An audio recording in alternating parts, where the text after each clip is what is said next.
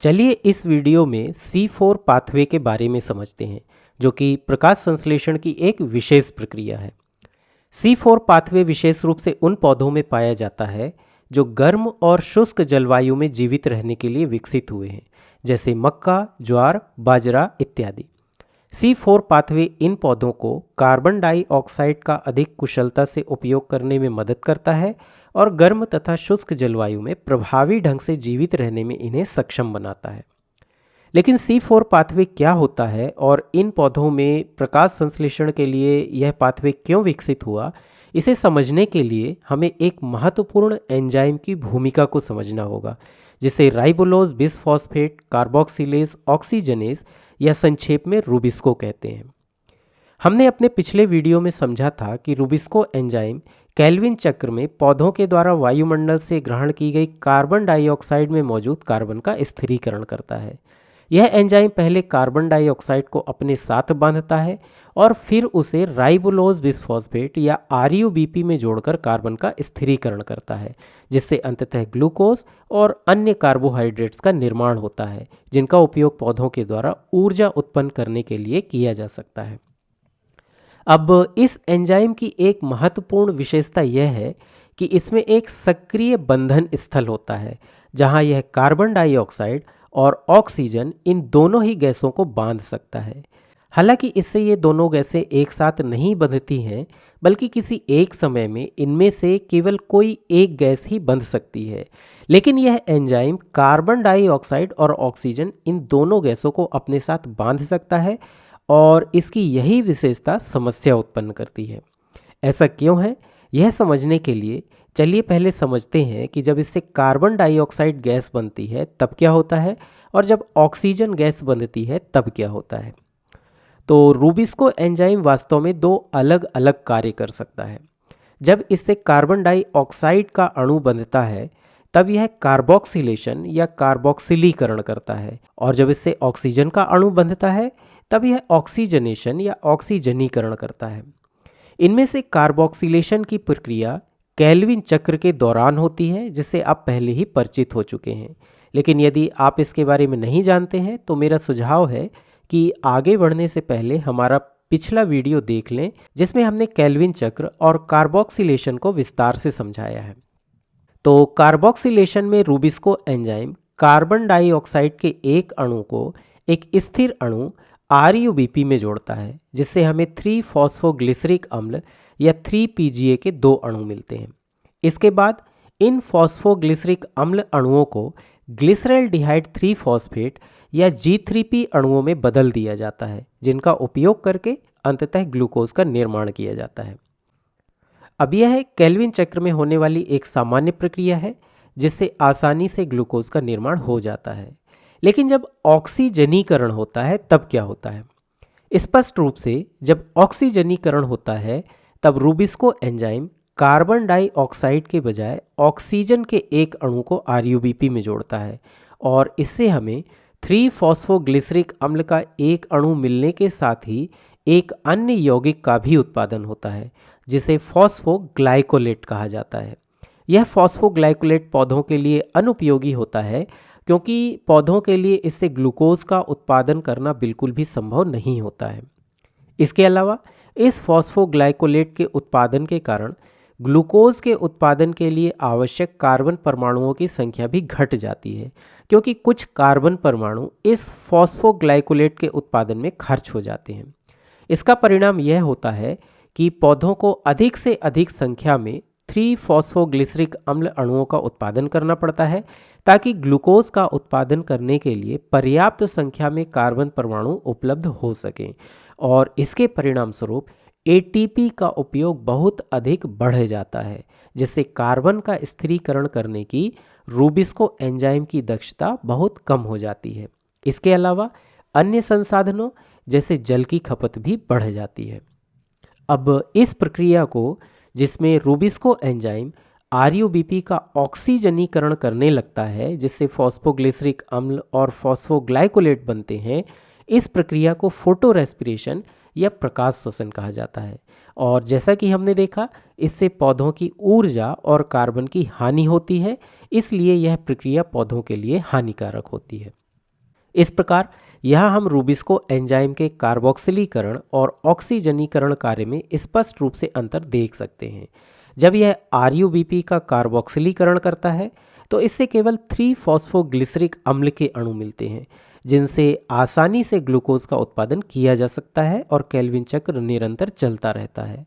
लेकिन जब यह आरयूबीपी का ऑक्सीजनीकरण करता है तब फोटो रेस्पिरेशन या प्रकाश श्वसन होने लगता है, जिसमें 3 फॉस्फोग्लिसरिक अम्ल के साथ ही एक अनावश्यक यौगिक फॉस्फोग्लाइकोलेट का भी उत्पादन होने लगता है।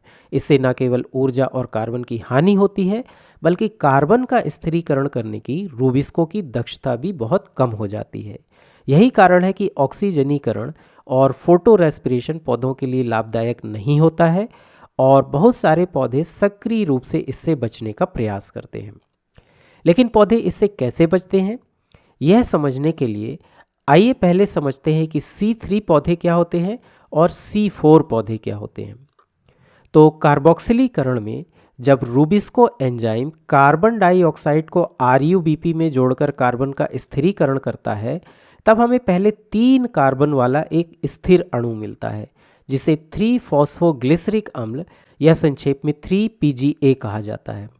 इस प्रकार जिन पौधों में कार्बन के स्थिरीकरण के बाद पहला मुख्य उत्पाद एक 3 कार्बन वाला अणु होता है, जिन पौधों में यह प्रक्रिया होती है, उन्हें C3 पौधे कहा जाता है और कार्बन के स्थिरीकरण के इस मार्ग को C3 पाथवे कहा जाता है। ठीक है। इसके विपरीत C4 पौधे वे होते हैं जिनमें कार्बन के स्थिरीकरण के बाद बनने वाला पहला मुख्य उत्पाद एक 4 कार्बन वाला अणु होता है।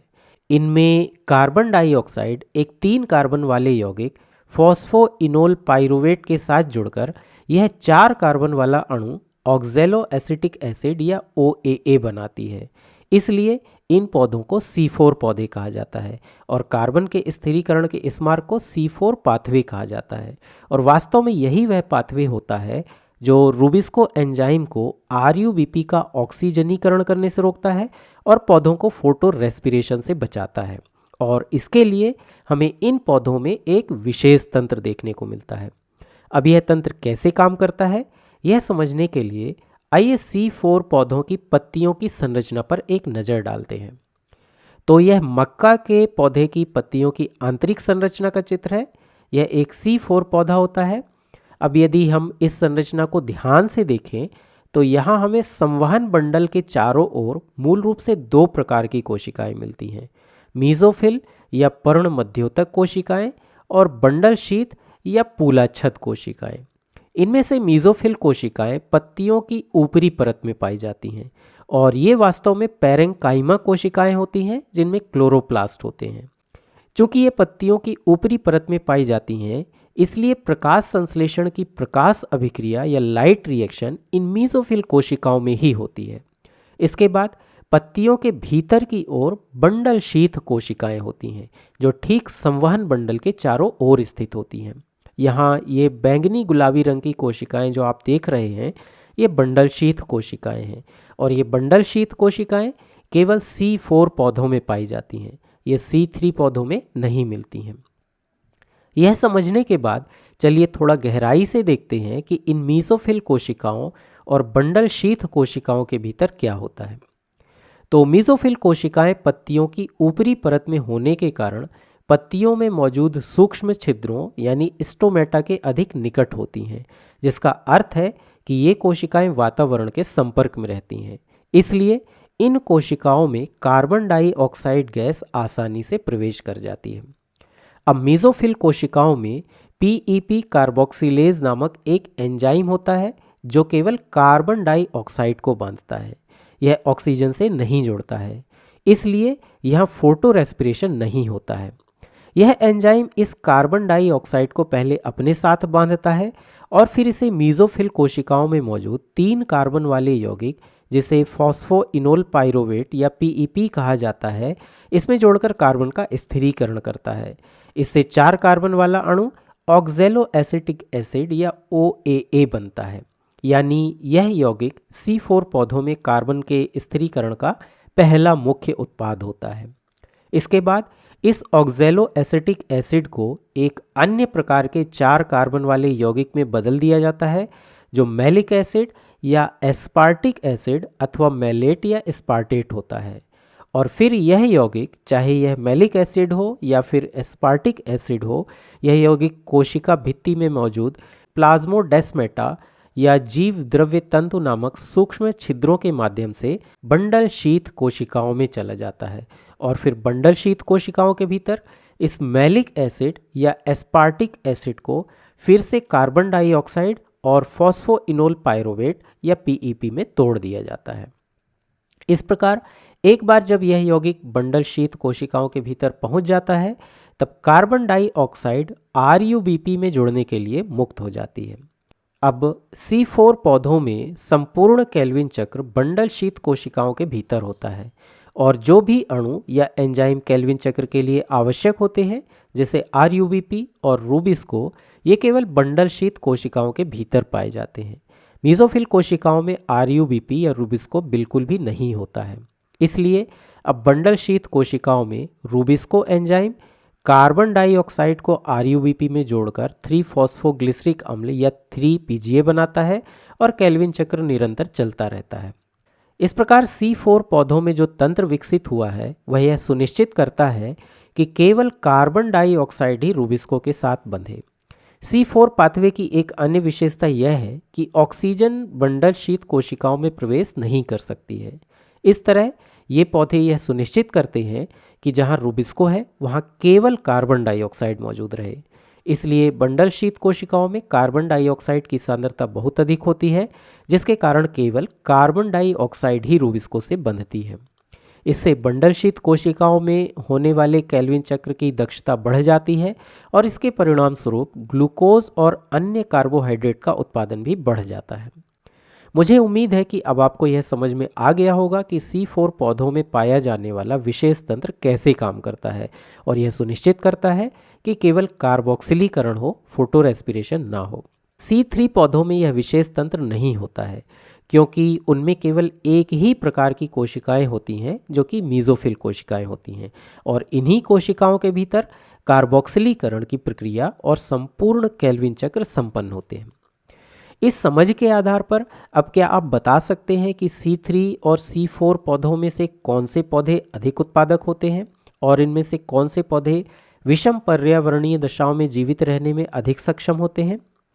आइए C3 और C4 प्रकार के पौधों के बीच तुलना करते हैं और समझने का प्रयास करते हैं।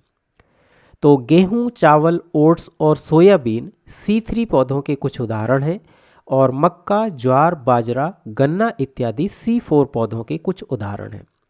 इनमें से कौन से पौधे अधिक उत्पादक और विषम पर्यावरणीय दशाओं में जीवित रहने में अधिक सक्षम होते हैं, इस प्रश्न का उत्तर इस आधार पर दिया जा सकता है कि अलग अलग पर्यावरणीय दशाओं में रूबिस्को एंजाइम किस तरह व्यवहार करता है।